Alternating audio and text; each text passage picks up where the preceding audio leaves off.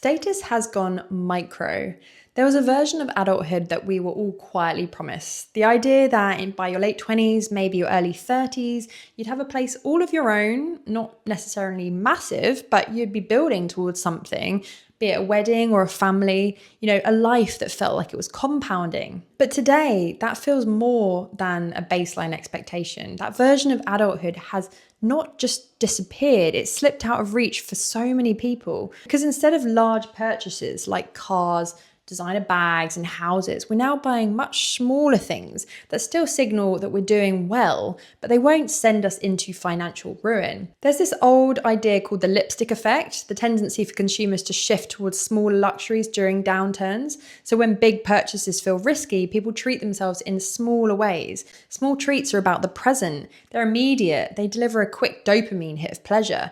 Big milestones, on the other hand, require a ton of patience, delayed gratification. You don't get the goods until you've waited a very, very long time. So this is where it gets interesting for brands, because if traditional milestones are delayed or denied, something else steps in to fill their psychological role. And increasingly, that something is consumption itself. In other words, brands can offer milestone proxies, buying into a brand, accessing a limited release, participating in a ritual. These things become moments that structure time and identity in the absence of these bigger traditional things that we can't quite afford.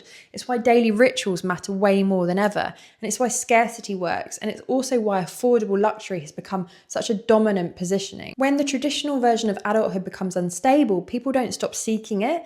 They just find it in different places, more smaller, immediate places. It's about wanting to feel like life is still moving forward progressively, even when the reality is most of us are still in financial limbo, saving our pennies for a wedding, a honeymoon, a house, kids, a renovation, and a lifestyle that we may never be able to afford. So if the big milestones are the life you were supposed to have, smaller treats are the life you can actually live right now.